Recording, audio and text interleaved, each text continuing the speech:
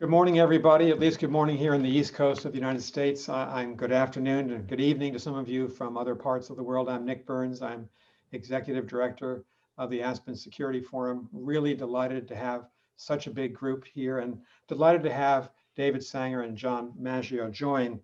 We're going to discuss an existential issue this morning. And that's the book that David Sanger wrote in 2018, the best-selling book, The Perfect Weapon. And it's the film that John Maggio and David collaborated on together, The Perfect Weapon, with John as producer and writer and director of that film, which has just premiered on HBO. Let me just say a word about David and his book. David asks a compelling question in his book. How does the rise of cyber weapons transform global politics as we know it? And he asks if the arrival of cyber as a determining factor in global politics is the most important development technologically, since the advent of atomic and nuclear weapons in the 1940s and 1950s. John Maggio is an award-winning, Emmy-winning producer of documentary films for the American Experience. For Frontline, you may know his film Panic, about the 2008 financial crisis, his film The Newspaper Man, The Life and Times of Ben Bradley, and numerous other films in a brilliant career. John and David have produced a film which I found very captivating. My wife Libby and I watched it when it premiered on HBO at 8 p.m. Last Friday evening. I told them both when we were just talking before, I found it riveting, I found it troubling, and I found it ominous as we think about the election that's going to unfold, that is unfolding, with 50 million Americans have already voted. Other Americans go to the polls on November 3. And it speaks to a critical issue. Are we going to have a free and fair election, free of foreign interference, free of Russian interference, unlike the election of 2016? And a lot has happened since your film premiered last week, John and David. The Justice Department indicted several days ago 6 Russian intelligence officers for 3 different attempts to destabilize both the French presidential elections, the Seoul Winter Olympics of 2018, and our elections as well. And of course, we've had these revelations by the Director of National Intelligence and the FBI Director, Chris Wray, just in the last 48 hours, that the Russians and perhaps the Iranians are busy interfering in our November 3rd election. So can we have a free and fair election? Can the United States defend itself? Does the United States have the capacity in terms of cyber offense to block what the Russians are doing? And here's the really important question I want to ask both of you. Even if the Russians are not successful in influencing how people vote before and on November 3rd, might they be successful, as David and 2 of his colleagues suggested in the New York Times this morning, in a very important piece, in a contested election after November 3, could the Russians use cyber force to muddy the waters and increase the distrust among the 2 political parties and American citizens? We could not have a more timely subject in late October than John Maggio and David Sanger's film, The Perfect Weapon. So I want to welcome you both. And Dave and John, maybe I'll just start with you as our guest. And why did you come to this project? Obviously, you read the book. And how do you think about some of these big issues that I've just posed? First, thanks, Nick, for having me in the Aspen Institute. It's a real pleasure. David and I have been speaking to a lot of people on panels, and I know this one is extremely enlightened, so it's a great opportunity for me.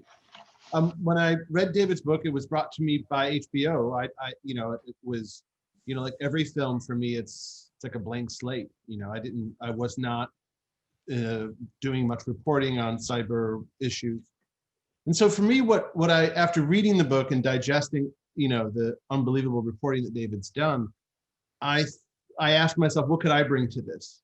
And what I felt I could do is to try to put a human face on the film, on the victims. And what the initial sort of feeling I had was like, wow, I had no idea there was this entire war going on under my nose, no idea. I think we're all as a public used to getting, understanding that there's been data breaches. Some of us have gotten a letter from credit agencies, Equifax and others telling us that we get a free credit report now. But so we're primed, but we don't really understand the depth of the sort of nation state attacks that our country is under every day, every moment. I think it was 2016 too that ignited in me an interest in understanding exactly how these things happen, why America is so uniquely vulnerable to certain kinds of cyber attacks, why our media plays into the idea of perfect weapon by looking at hacked emails and turning them into news stories, which I think we're still grappling with.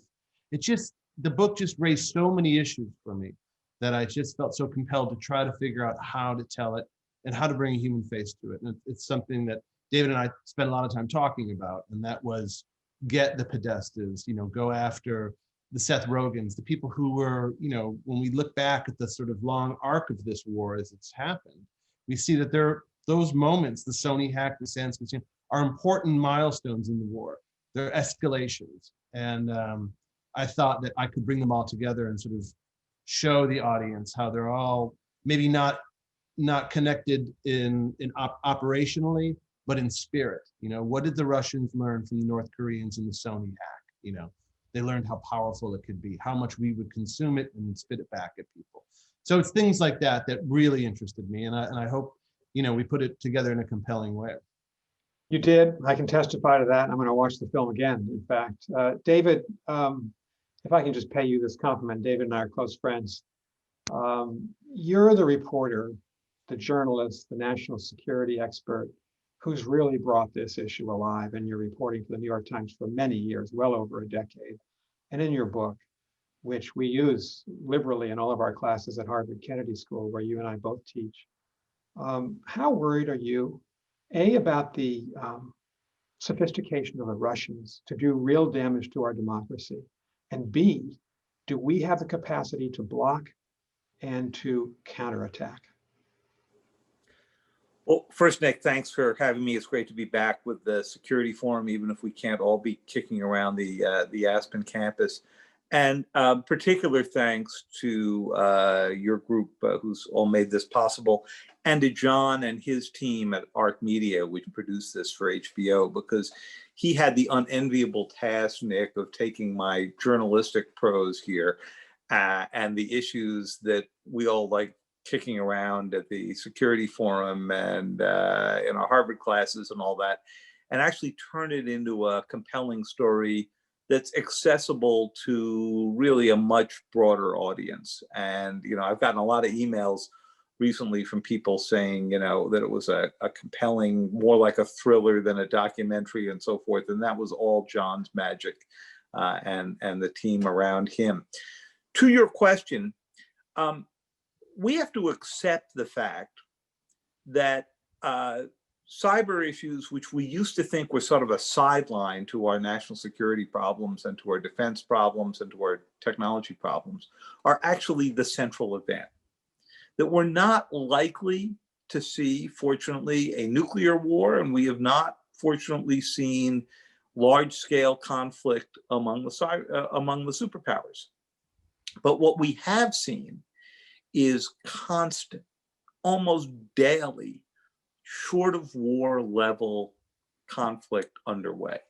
And that is the new normal. And it's not as if the Russians coming in to do what they're doing around the election is something new. It's just that because the election is approaching, we're noticing it. They're in our utility grid and we're in theirs. They are in a lot of our rest of our industrial structure, and we are in theirs. And what we're concerned about for the election is that not that they will do a massive hack, but that they can do just enough damage to enable those who want to say, including the president, that this is a rigged election, to sort of give them evidence to make their point. And we'll talk about this a little bit later on when we discuss perception hacks. But what we've learned since 2016 is you don't need to bring down the whole country. You just need to shake people's confidence that their ballot will be counted as they cast it on time and properly. And that confidence is already shaken some from what happened in 2016. It's shaken more from what the president has said in recent times, that he will only lose if it's a rigged election. And so we've done a lot of the Russians' work for them. They're just amplifying the divisions they see in American society. Boy, this raises so many questions. This is such an interesting point. And I wonder, David and John, if what the Russians, and maybe to a lesser extent the Iranians, are doing plays right into the hands of Donald Trump, who's been running against the election. He's basically set it up, as I can see it as a citizen, to say if he doesn't win, he'll claim it was rigged, either by outsiders or insiders of the Democratic Party, and he'll contest it. And he may even contest a peaceful transfer of power. He'll be the first president in our history to do that. So in a strange, maybe not so strange sort of way, does you think Donald Trump, in the inner resources of his psyche, he welcomes this? Does it reinforce his case, John? Yeah, well, I try not to get too inside the mind of people's motivations, but it certainly seems that way, Nick. I mean, I don't, I know a lot about this stuff now. Just, everyone would just without the film, just reading David's book, you suddenly realize, like, oh, you start to see the world, you start to see all the moving pieces, and it's either whatever his emotional intelligence is or his political intelligence, he seems to know how to play this one. He really does. This seems to be the instrument he knows how to play best, because it doesn't take much. He's recognized that it doesn't take more than a drop to create this kind of confusion and second guessing. We saw it with what David calls the perception hack in the 2020 the Iowa caucus. It was a scene we play out in the film, where everybody started questioning the results because of a faulty, non-tested app, an election app, a caucus app that didn't work. That's all it took to light the fuse. And even the Biden camp was questioning whether or not the results were right. And there's just something about it's almost like what Trump has figured out is that, we have a public square, we have a First Amendment, we can have these conversations. And he's recognized a way to sort of poison it in a way that, does seem to play into the kind of useful idiot model that the Russians are employing. And I don't know any other way to sort of see it.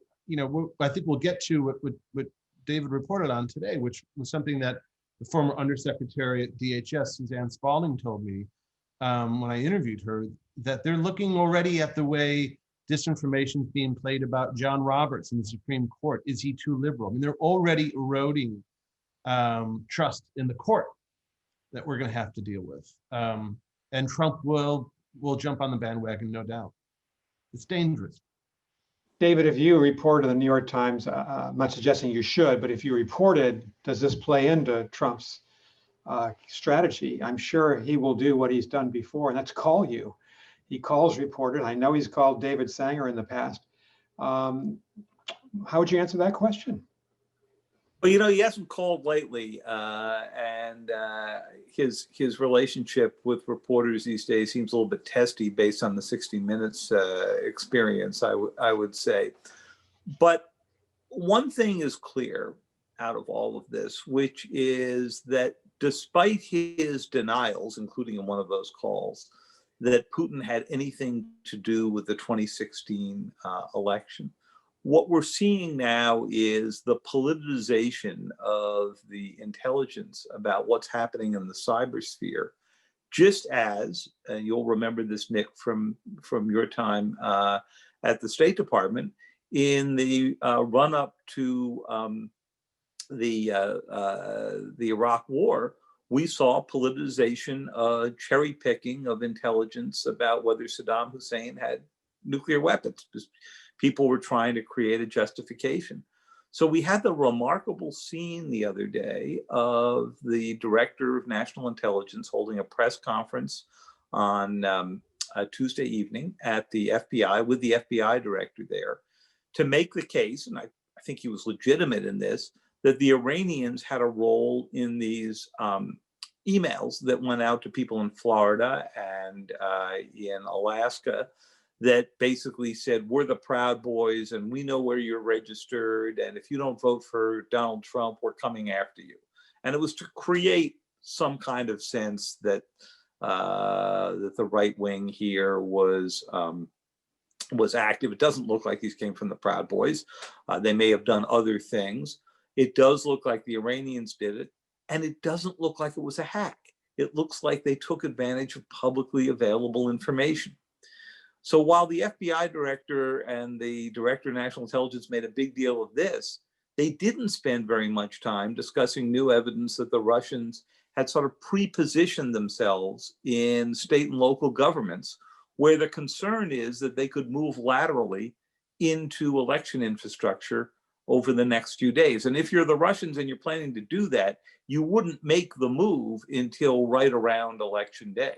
And maybe they're spoofing us, maybe they're not, but we've sort of wrapped ourselves in this hall of mirrors about what the intelligence is, what they're prepared to do. And the Russian view may be, if you're just trying to cause chaos, you don't have to do very much at all. You know, David, I also want to I've noticed that about 2 weeks ago, Secretary Krebs and Nakasone, they came out with these joint videos talking about trying to assure Americans they're doing everything they possibly can to protect the election, which, you know, I want to believe is like a really forward-thinking look, you know, to avoid what happened in 2016, where the Obama administration clappers, we cover in the film, their hands were sort of tied. They didn't want to put their fingers on the scales of the election in any one direction. But now with these latest, as you point out, these latest, call them press conferences, whatever they are, you know, I don't know if they're, again, is it sowing more chaos? You know, are we having to question things? I'm not sure they're doing the good. The transparency feels, as you say, it's gotten politicized. So it's thrown everything a little bit off balance for me as well. Well, let's do this. I want to ask everybody watching, if you have a question you want to ask of John Maggio or David Sanger, just you know, use the raise hand function in the participants bar. I'll call on as many people as we can. We'll try to get 20 to 25 minutes of questions in for both of them. But before we do that, we want to show two clips, short 2-minute clips from John's film. And John and David, maybe we should start with the clip that we have, and I'm just teeing up our producers, our Aspen Security Forum producers, to do this on the Russian disinformation campaign in 2016. And then once we see that and you can talk about it, let's go to perception hacks. What happened at the Iowa caucus to so confuse the voting and the result there just a couple of months ago. So if we can show that clip now from the film, the HBO film, The Perfect Weapon. This is 2016, Russia's attempt to destabilize our election.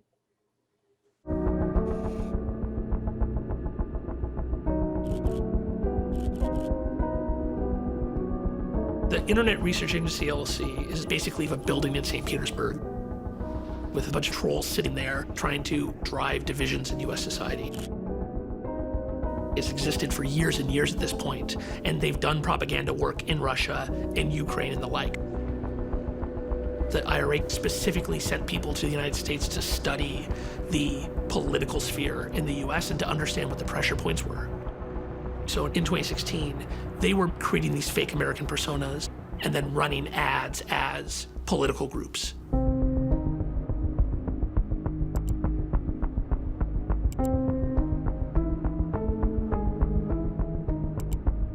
The depth of the content was surprising.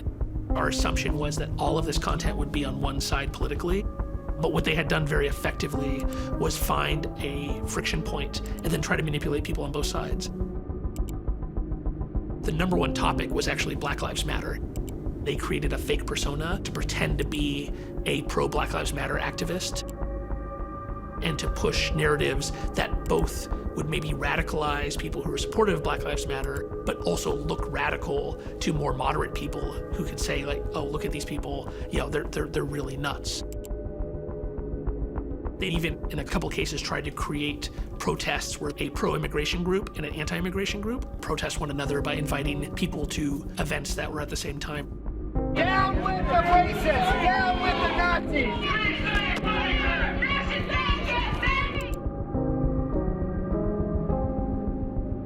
We were surprised that Putin would care so much about who the next president was, that he was so intent upon damaging me, damaging my campaign, preventing me, if he could, from becoming president. And also how adept they were in sowing disinformation, misinformation. It was unlike anything we'd ever seen. None of us kind of conceptualized this as the kind of groups we should be looking for. John, that was compelling. That was Alex Stamos, the former Chief Information Security Officer of Facebook, and Hillary Clinton. Tell us about that clip.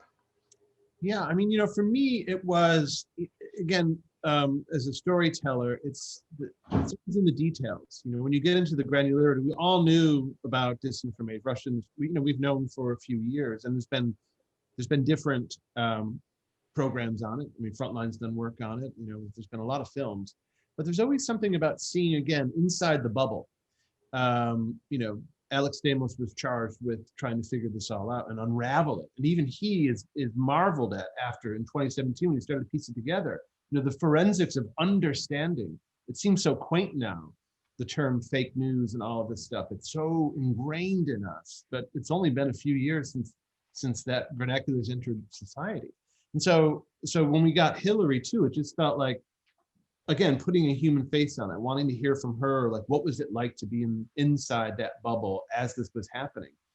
And also in looking back, I think she's learned quite a bit, as we all have, about the extent to which, the Russians created these pages, but the extent to which they were taken by American social media users and proliferated, that's the thing we can't forget. The part of the playbook was that they would just seed these ideas into the public, and we would take them and run, and we certainly did. So I just tried to do that. I tried to, again, get inside the bubble and the forensics of figuring out exactly what had happened. And David, have the Russians become more sophisticated in the 4 years since that hack? Nick, when I watch that clip, and of course, we all lived through that period of time, what strikes me is how dated the Russian tactics seem now. I mean, we all knew they would play a different playbook for 2020 because, this time Facebook's radars are on, and Alex is the first to admit that they weren't even looking at the Internet Research Agency very closely in 2016. But what we've seen the Russians do is learn how to adopt to new technology the way we all had to learn between World War I and World War II how to adopt to air power, right? In World War I, it was like a small tactical sideshow. There were a few battles with the Red Baron and all that, but the war would have ended exactly the same way and at exactly the same time. It wasn't strategic. Within 25 years, of course, the airplane is a strategic weapon, and it's used to deliver nuclear weapons. Right?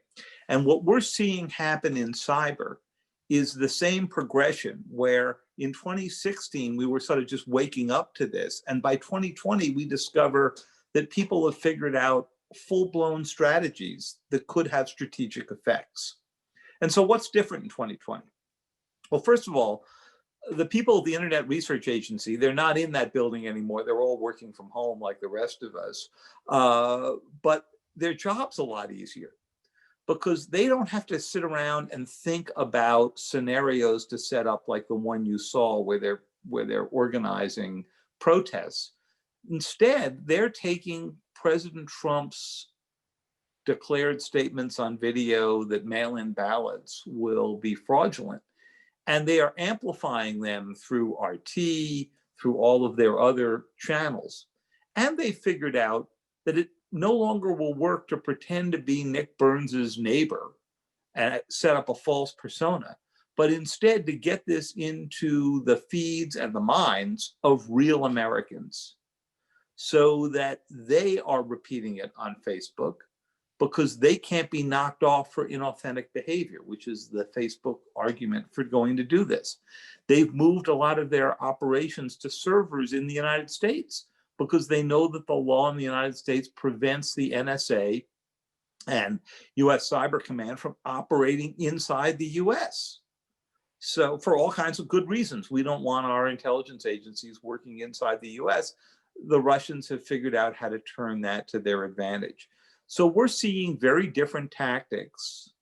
And by the time this election is over, in addition to figuring out what the result's going to be, one thing we're going to have to do is do the most thorough after action report and ask the question, are our cyber strategies, both offense and defense, keeping up with the pace at which the adversaries are advancing? And that's going to be a critical question for the United States government to ask. You're right. Before we go to the next clip, which is going to be about the Iowa caucuses that were so confusing and chaotic just this past winter, and before we go to questions from our audience, the three of us have all used the word cyber warfare, I think, in the last 30 minutes. I did. I'll just claim responsibility. Are we at war? Because most of the American public, 99%, they would not say we're at war. Are we at war? I would argue, Nick, that we are not yet at war, that cyber is a weapon that every single military around the world, sophisticated military, has put in its arsenal to use in the opening moments of war. But what we are in is persistent, daily, short of war conflict. Because every cyber actor is calibrating their action to avoid going over that sort of invisible threshold where you would result in getting a military response from the United States or some other actor. We play out the Sony example, and that led President Obama to question, was this an act of war? Was this an act of sabotage? He ended up calling it digital vandalism and then kind of regretted that made it sound a little bit too mild. But one of the reasons this has been so hard for us to combat is that it's not clear warfare. And it's not evident that if you mess with the registration systems in a couple of counties in Florida or Wisconsin or Pennsylvania, that you're going to have a visit from a B-52. Can I just add? I mean, I've always appreciated David's short of war analogy. And that may change as we go into 5G and 5G networks start controlling our driverless cars. And the question is, are there going to be real casualties? Will people be dying because of cyber strikes? But I would say that we end the film with Prime Minister Zarif tells us there is a cyber war going on. So whether America thinks there's one going on, the Iranians think there's a war going on. They're certainly using it as a weapon against us and their adversaries in the Middle East. So it's hard to say. I mean, we may not see it that way, but I think our adversaries see it that way. If we believe that a free and fair election is the core essential element of a democratic society, and if we would all agree that in 2016, while they interfered, they probably didn't change the outcome of the race, what if they did this time? Would you then say we're at war to protect our democracy? It's a really fascinating question because it may depend on the nature of the intervention. If they are simply amplifying divisions that the US has in itself, then you have to say that the main blame is on us for not being able to manage a presidential election process that we've managed to pull off since 1788, right? And if we forgot how to do that, then the first one who takes the blame is us. But it also depends on whether or not they are giving a pretext in whatever they do, including perhaps perception hacks, and we can talk about this after the second clip, that give a reason for some participants in the election to say, no, we have to cancel this entire thing because it was fraudulent through and through. And so it's going to be a question of whether they were an accomplice or an instigator, I think. Good. Before we go to questions, and I want to encourage people just to use the raise hand function in the participants bar to let us know if you've got a question for David Sanger, for John Maggio. David, who wrote this extraordinary book, The Perfect Weapon. John, who directed, wrote, produced with David's help as executive producer, this extraordinary HBO film. A final quick clip. I remember watching the Iowa caucuses, and around 10 p.m. time difference, sitting on the East Coast, waiting for the results, and they never came this year. They came days later, maybe a week later. Here's a clip. I think David and John, you might want to introduce it, about perception hack. You want to explain more about what we're about to see, John? Yeah, so I used to start the film with this in this scene because for me, originally pre-COVID, I was going to be traveling with the primary candidates, and then after Nevada, everything kind of went downhill. But I was fascinated that this app, all it took was one untested app to throw us into chaos. Both sides. This was blue and red questioning whether or not the Russians were suddenly involved again. And as David says in the film, it doesn't take much. It's a perception. And I love the idea of the hacking of our mind, because that's really what's happening to us in this country. So that's what I was thinking I wanted to imbue this moment with. Thanks, John. Let's look at this film clip of perception hacks. 16 hours since the Iowa caucuses began. We're still waiting for the result. The app didn't work. No one knew if it would. This is so far not so good. Iowa was exactly my worst fear. The biggest concern was that voters would not be able to trust the system. What about the confidence in the vote? Especially against the backdrop of the Russian interference in 2016. What Iowa is demonstrating to adversaries in the United States is all they have to do is create that appearance, and they probably don't even have to create their own disinformation. American partisans will do it for them. The president's son was saying it's rigged. The president's campaign manager. The Biden campaign is out there openly saying they don't trust what the results will be. They've created what's called a perception hack. Our mind immediately goes to the question, are the Russians messing with our election? It doesn't matter whether they are or they aren't. This is one of the confusing aspects of election security. It's not just about trying to hack into computers. There's another aspect of election interference that's about trying to hack into your brain. They're ultimately trying to get the American people to lose confidence in the system, that the system is beyond repair, that the system is broken, and their vote doesn't matter. U.S. officials have now told Senator Bernie Sanders that Russia is trying to help his presidential campaign. How did you think it came out now if you had the briefing a month ago? Well, I'll let you guess. About one day before the Nevada caucus. Why do you think it came out? Was the Washington Post? Good friends. Joe, what do you say to the Russians? Coming. They're continuing to meddle. They're involved in this race and in my primary. They're involved going after me on Facebook. They've already been taken down because Putin knows me and I know him, and he doesn't want me to be president. The Russians want everyone in this country to mistrust everything. Whether or not the Russians are involved, these next few months are going to be tense. If you haven't seen this HBO film, John's film, David's film, it's powerful. It really grabs you when we think about what's essential in a democracy, the confidence we feel in the vote. Thanks to John Maggio, thanks to David Sanger. Let's go to questions from our audience. We've got a lot of people, I think, lined up. The unfortunate thing is they're not appearing in my participants bar, so maybe Neve or John Hogan, you can direct me to those questions if we've got them. Let's go to Roger Cacchetti.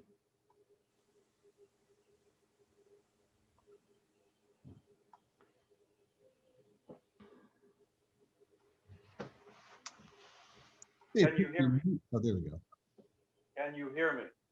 Yes, we can hear you fine. Please go ahead and with your question. Thank you. In most areas of military conflict, we use indices of data to compare military powers. How many aircraft carriers, how many tanks, how many ICBMs.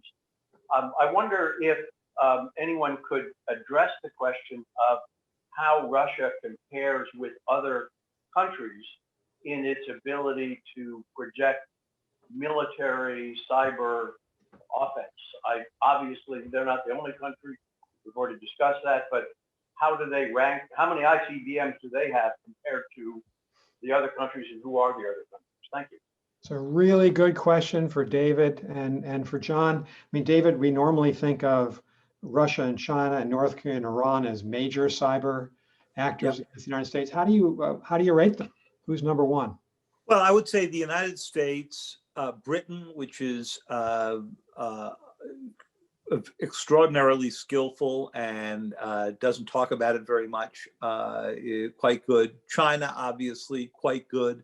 And the Russians, quite good. I would say the Iranians and the North Koreans, while increasingly impressive, are sort of second tier, and there are many other after that. But it's a really fascinating question because it raises the issue, are we using the right metrics? And there's a great temptation to go back to the metrics of the Cold War and, you know, how many ships do we have in the Navy and how many ICBMs do we have mounted and all that. That really isn't the right metric for cyber. Because first of all, many of the cyber actors are not government actors, right? We have states doing this. We have criminal groups doing this, sometimes working for the state on the side. That happens a lot with Russia and China. We have criminal groups operating on their own, terror groups, so that they haven't gotten terribly active, and then teenagers, who of course are the most fearsome of all in this crowd. So that's one way to sort of think about it. The other thing to think about is, how is cyber used to achieve a national goal? So the way the Russians operate is completely different than the way the Chinese do. And we play this out some in the documentary. The Russians are disruptors. As Rob Joyce of the NSA says, when you think about cyber, Russia is the hurricane and China is climate change. So the Russians go out to, put submarines out with giant scissors in front that could cut the undersea cables that connect 85–90% of our communications. The Chinese get out, as John suggested before, to roll out new cables over which they can run 5G, thinking the thing to do isn't to disrupt the existing network, it's to build a new network that China controls. So one of the things we need to do is get everybody to think about different metrics here. Right. Thank you very much. John, do you have a comment? Yeah, I was just gonna, I was hoping that you would sort of, describe, that China is empire building and Russia is empire destroying. I mean, that's what they're looking to do. And I think it really does. I think the metrics answer, David, was certainly the best way to put it. And I think we have to remember the asymmetry of these attacks. As David said, it could be a teenager operating with money from North Korea in Malaysia, sending in malicious code. It's hard to quantify whether or not that's the equivalent of a Tomahawk missile or something else. So it's very difficult to sort of quantify, I think. I think that one of the key elements of the film that becomes clear is that with Stuxnet, with Olympic Games, the effort to go after the Iranian program, we sort of legitimize this as an exercise of power for the rest of the world. And President Obama was quite concerned that we would be doing that at some point. But now a lot of countries that would attack us anyway use that as an excuse. We have seen, I think President Trump deserves some credit for this, we have seen US Cyber Command gain new authorities in the past 2 years based on an executive order the president signed in August of 2018 that enables them to go into foreign networks. And that's one of the ways that they identified so quickly that the Iranians were involved in those emails. But the problem is that in the sort of blinders way that we think about this, we get very upset when we hear that the Russians are inside our utility grid or the Russians are inside our election system. But we think that our going into foreign networks is understood by everybody else to be perfectly benign. And of course, it isn't if you're the Russians or the Iranians. So we've got a lot of issues we've got to sort out about whether our offensive capability acts as a deterrent or whether it actually fuels the opposition. And John Hogan, if it's not possible to bring him up, we have John Mallory, Fred Striefland, Ernie Rosado. They're all in line. We'll talk to anybody who wants to ask a question of David Sanger and John Maggio about this fascinating subject.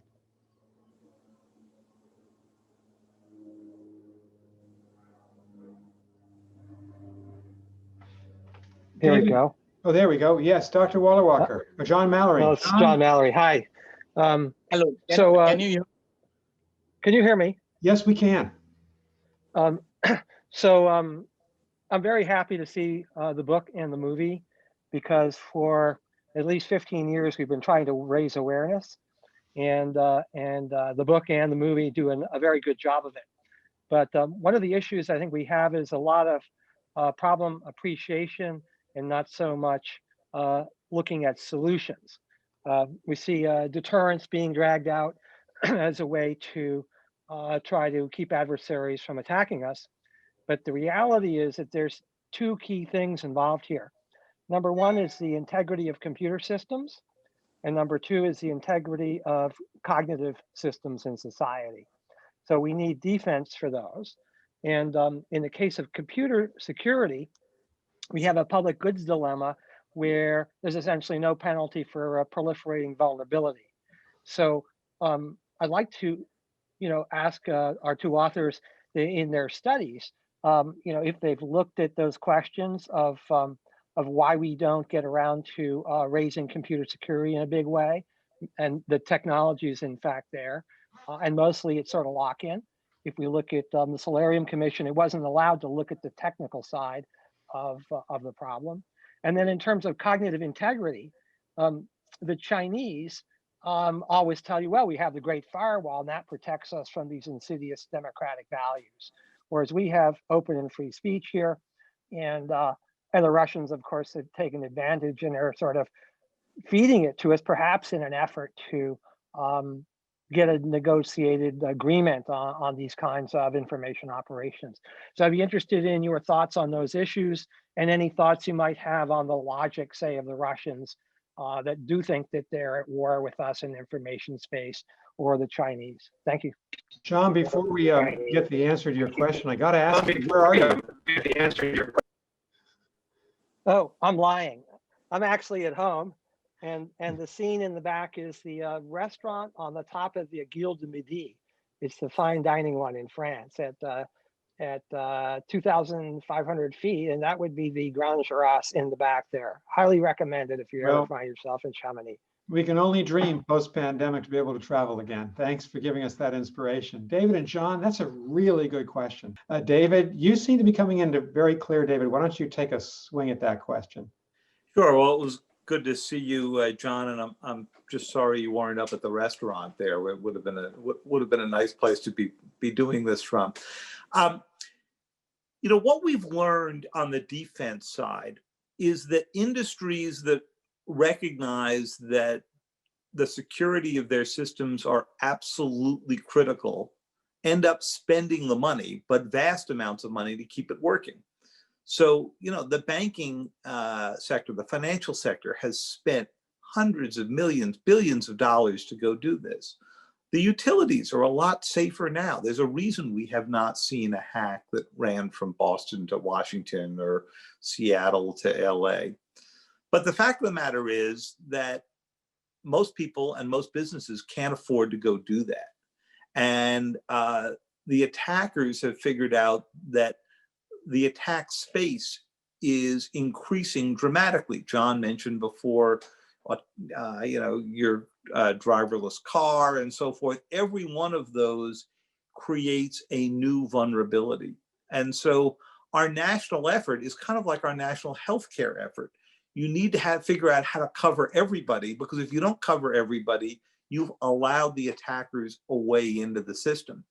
And yet the US government doesn't want to be in the position of paying for private cyber protection. We all have locks on our doors. We all have alarm systems in our houses. And that's to take care of a minimal level of sort of basic street crime. But there is a threshold above which the US government has to step in and be the defender. And nobody has quite figured out where that is, where that dividing line is. David, thank you very much. David, what kind of resources is the New York Times putting into this whole area of cyber and election security? You know, it's a great question, Nick. Back when I started writing on these issues in my first book, which was The Inheritance, and this was, more than a dozen years ago, it was a pretty lonely group of people who were going to do this. Now, when we put together our Zoom meetings on election security, it looks a little like a meeting of the Aspen Security Group out here. We've got a big team in San Francisco that does everything from information operations through to covering Facebook and Twitter and so forth. We've got a national security corps in Washington that does a good deal of this. A lot of people in New York, but what's really amazing is we've now brought in all the political reporters who are on the ground. We had a meeting the other day that sort of dealt with the people who are sitting for the next 2 weeks in the Carolinas and in Pennsylvania and in all the battleground states. And they're dealing with everything from the security of the mail-in ballots to the kind of issues that we're discussing today. So it's fascinating to see how this has become mainstream. So David, and John, we have 4 or 5 minutes left. I don't know if we can able to bring up, we've had some trouble bringing up some of our questioners. If we can, John Hogan, let's bring up a final questioner. If we can't, we've got David Sanger and John here, and I can ask for final thoughts from both of you as to predictions for the next 10, 12 days in American history. Will this be a repeat of 2016? Is this something worse coming down the road in terms of cyber interference in our elections? Does the government have this under control? I have huge respect for the men and women on the front lines trying to protect us in cyberspace. David Sanger, do you have confidence in them? I certainly do, but you're a more informed authority.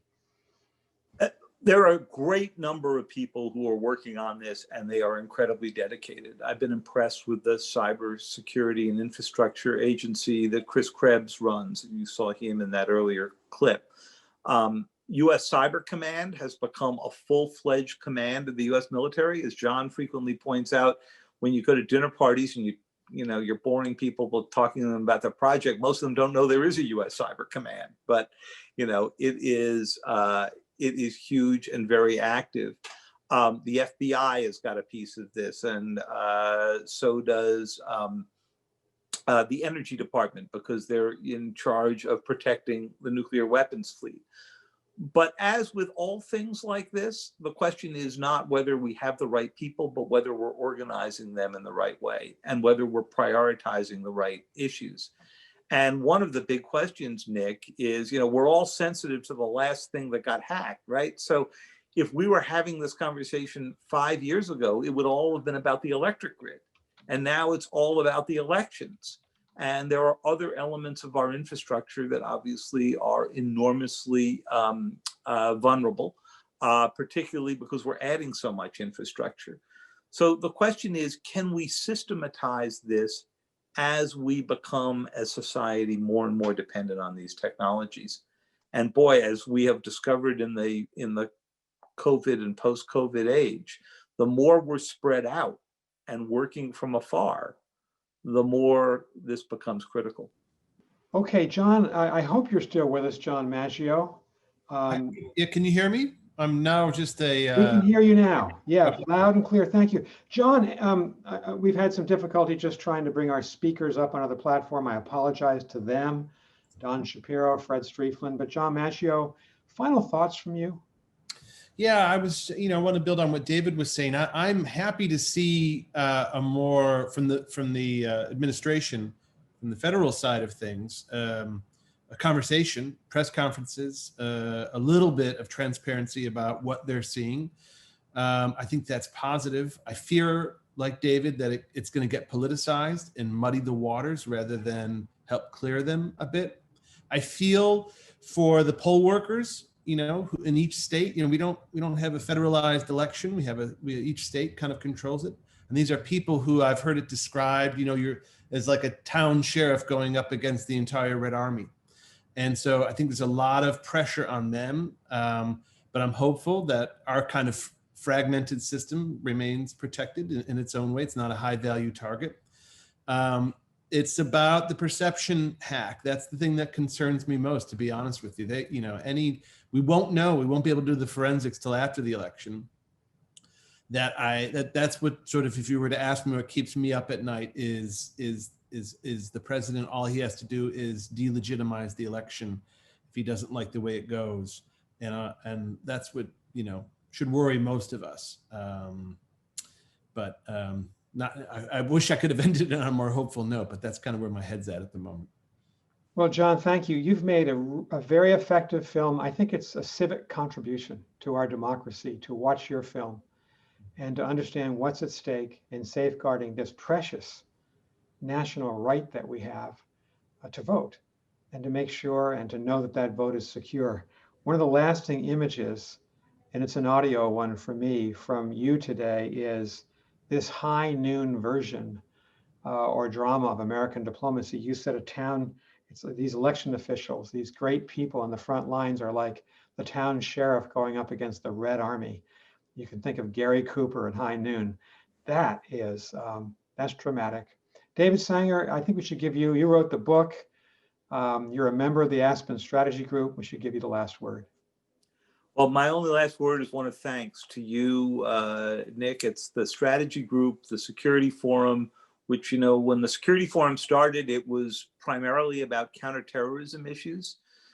It's now embraced this range of issues as well. And so I think strategy group, the Security Forum, and all that have done a huge amount to advance not only the sort of understanding of this, but the scholarship around it. Because, you can't write books for a general audience or make documentaries of the kind that John has made unless you have the underpinning in the factual material. And that comes from journalism and academic study merging together. And so I thank you, and I particularly thank John and his great team of producers and associate producers of taking this complex issue and trying to find a way to make it available to everybody in a compelling way. And I think they accomplished their goal. Well, thanks to you, David. Thanks to John Maggio for your book and the HBO documentary, The Perfect Weapon. Who knows, maybe we were hacked in real time by the Russians today. I just want to encourage everybody who's still with us. The Aspen Strategy Group has a book that is being launched next week. We're going to have a program much like this. We'll invite you all to join us. We'll have some of the authors from the Aspen Strategy Group meeting this past August, our virtual meeting, talking about our national conversation on race and the lack of racial justice, talking about US-China relations, and talking about the global recession in which we find ourselves. Again, thanks to David Sanger, thanks to John Maggio, and thanks everyone for watching and participating today.